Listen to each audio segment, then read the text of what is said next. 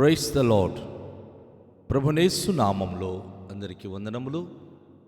యేసయ్య మాటను ఈ కార్యక్రమాన్ని వీక్షించడానికి ప్రేమతో మిమ్మును ఆహ్వానిస్తున్నాం. ఈ దినము అపోస్తుల కార్యముల గ్రంథము 17వ అధ్యాయము 1 నుండి 9 వచనాలు ధ్యానించుకుందాం. వారు అంఫిపోలి అపోలోనియ పట్టణముల మీదుగా వెళ్ళి థెసలోనికకు వచ్చిరి. అక్కడ యూదుల సమాజ మందిరం ఒకటి ఉండెను గనుక పౌలు తన వాడుక చొప్పున సమాజపు వారి యొద్దకు వెళ్ళి, క్రీస్తు శ్రమపడి మృతులలో నుండి లేచుట ఆవశ్యకమనియు, నేను మీకు ప్రచురము చేయు యేసే క్రీస్తై ఉన్నాడనియు లేఖనములలో నుండి దృష్టాంతములు నెత్తి విప్పి చెప్పుచు వారిలో 3 విశ్రాంతి దినములు తరికించుచుండెను. వారిలో కొందరు భక్తిపరులకు గ్రీసు దేశస్థులలో చాలామందియు ఘనత గల స్త్రీలలో అనేకులు ఒప్పుకొని పౌలుతోనూ శీలతోనూ కలుసుకొనిరి. అయితే యూదులు మత్సరపడి పనిపాటు లేక తిరుగు కొందరు దుష్టులను వెంటబెట్టుకొని గుంపు కూర్చి పట్టణమెల్ల అల్లరి చేయుచు యాసోను ఇంటి మీద పడి వారిని జనుల సభ ఎదుటికి తీసుకొని వచ్చుటకు యత్నము చేసిరి. అయితే వారు కనబడనందున యాసోనును కొందరు సహోదరులను ఆ పట్టణపు అధికారుల యొద్దకు ఈడ్చుకొని పోయి, భూలోకమును తల క్రిందు చేసిన వీరు ఇక్కడికి కూడా వచ్చి ఉన్నారు. యాసోను వీరిని చేర్చుకొని ఉన్నాడు. వీరందరూ యేసు అను వేరొక రాజున్నాడని చెప్పి కైసరు చట్టములకు విరుద్ధంగా నడుచుకునివారు అని కేకలు వేసిరి. ఈ మాటలు వినుచున్న జనసమూహమును పట్టణపు అధికారులను కలవరపరచిరి. వారు యాసోను నొద్దకు మిగిలిన వారి యొద్దకును జామీను తీసుకొని వారిని విడుదల చేసిరి. ప్రభువును ప్రియమైన వాళ్ళారా, పరిశుద్ధ గ్రంథంలో కొలసి సంఘానికి అని మనము ఒక పత్రిక చూస్తూ ఉంటాం కదా. థెసలోనిక పత్రికకు అని ఈ థెసలోనికకు 2 పత్రికలు అపోస్తుడైన పౌలు రాశాడు. అయితే థెసలోనికయ సంఘము ఎలా స్థాపించబడిందో ఇక్కడ చిన్న బ్రీఫ్గా దాని గురించి సంబంధించిన ఒక అద్భుతమైన చరిత్ర ఇక్కడ మనం చూస్తున్నాం. అపోస్తుడైన పౌలు శీల అంఫిపోలి అపోలోను అనే పట్టణం మీదుగా వెళ్ళి థెసలోనికకు వచ్చారు. అక్కడ యూదుల సమాజ మందిరం ఒకటి ఉంది. రోమియోలు గ్రీసు దేశస్థులు ఉన్నప్పుడు కూడాను ఆ పట్టణంలో సమాజ మందిరం ఉంది. ఫిలిప్పి పట్టణంలో అయితే సమాజ మందిరం లేదు. అయితే పౌలు తన వాడుక చొప్పున సమాజ మందిరంలోనికి వెళ్ళి, క్రీస్తు శ్రమపడి మృతులలో నుండి లేచిన ఆవశ్యకమనియు వారికి ఒక అద్భుతమైన సందేశం బోధిస్తున్నాడు.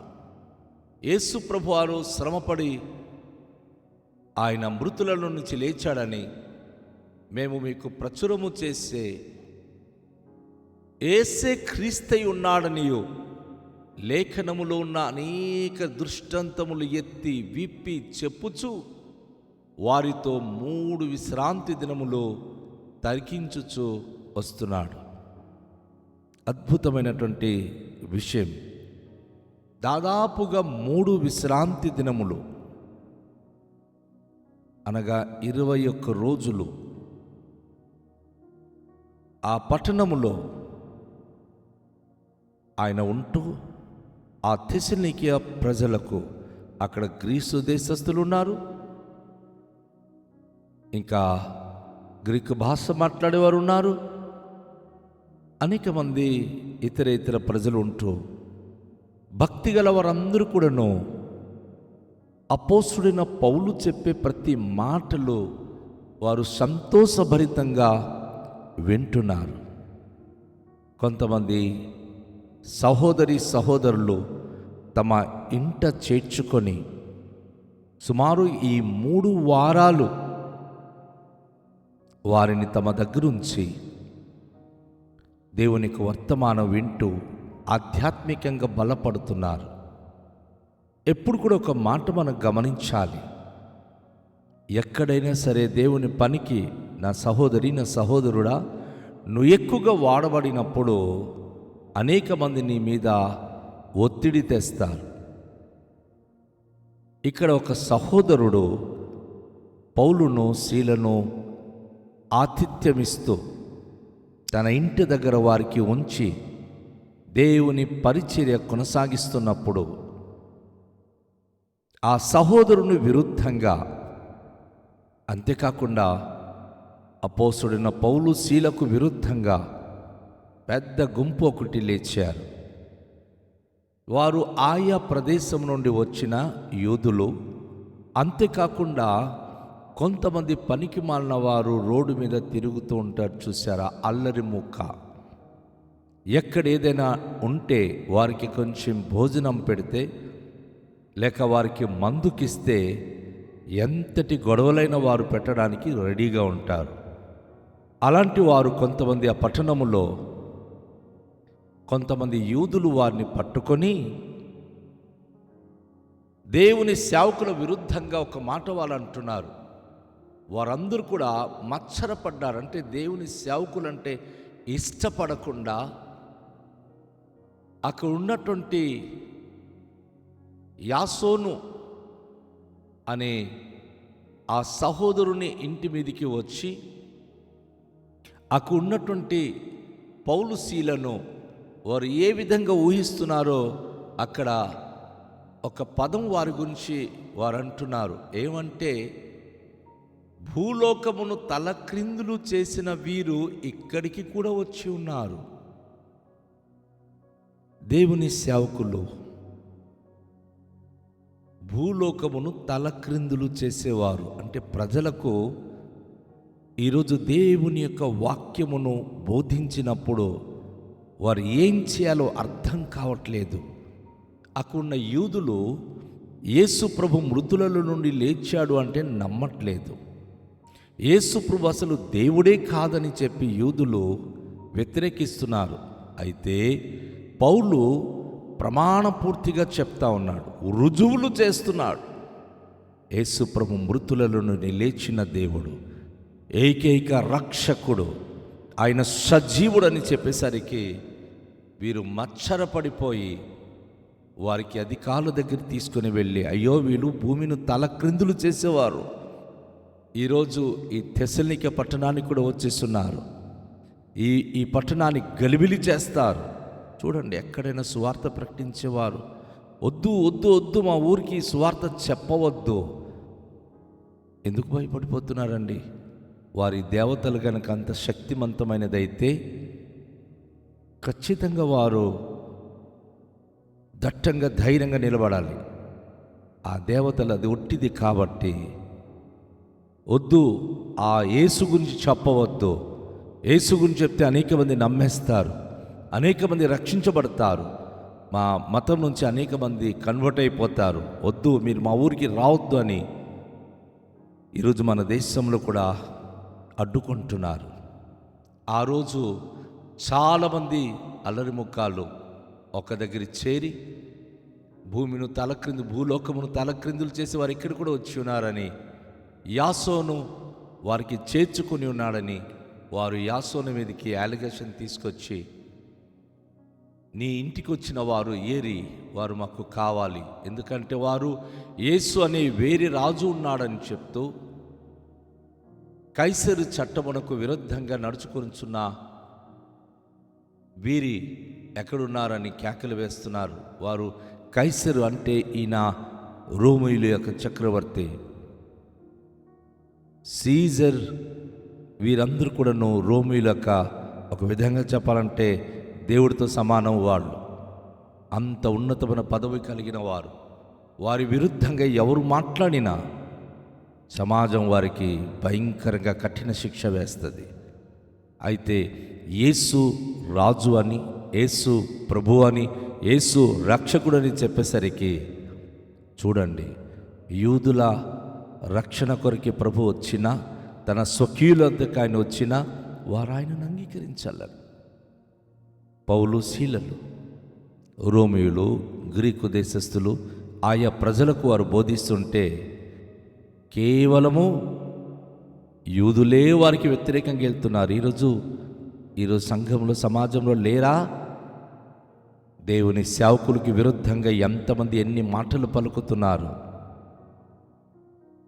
క్రైస్తులకి విరుద్ధంగా మాట్లాడుతున్నారు. అయ్యో, దేవుడు మనకు తీర్పు తీరుస్తాడు, అది మర్చిపోకండి. అయితే యాసోను ఇంటి మీదికి వెళ్ళి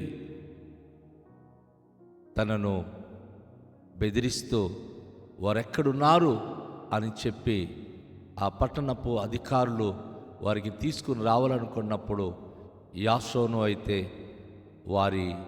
వారికి లేరు అని చెప్పి, మరి ఇక్కడ జనసమూహం అందరూ కూడాను సమకూడి యాసోను వద్దకు వెళ్ళి మిగిలిన వారి యొద్దకును జామీను తీసుకొని వారిని విడుదల చేసేది. ఎవరి ఇంట్లో అయితే ఉన్నారో ఈ అధికారులందరూ మీటింగ్ పెట్టి వారిని శిక్షించాలి అనుకున్నప్పుడు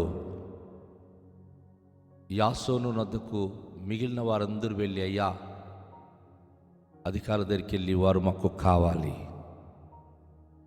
వారికి ఏ ప్రమాదం హాని చేయకూడదు అని జామీను నుండి వారికి విడుదల చేశారు.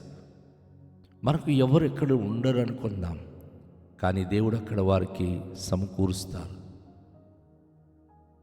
యూదులు వ్యతిరేకంగా ఉంటే గ్రీసు దేశస్థులు వచ్చి దేవుని సేవకులకు వారు జామీను నుండి విడిపిస్తున్నారు.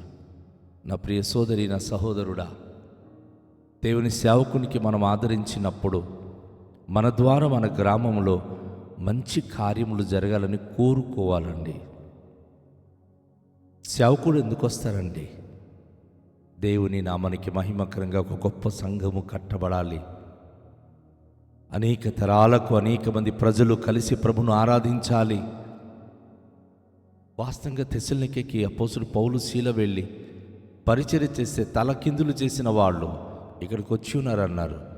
కానీ ఈరోజు తెస్సలోనికె సంఘము దేవుని కొరకు ఒక అద్భుతమైన సంఘంగా, దేవునికి మహిమకరమైన సంఘంగా, ఆయన రాకడకు అపోస్తలుడు పౌలు ఆ సంఘాన్ని సిద్ధపరిచి దేవునికి ఇష్టమైన ప్రజలుగా సమకూర్చాడు.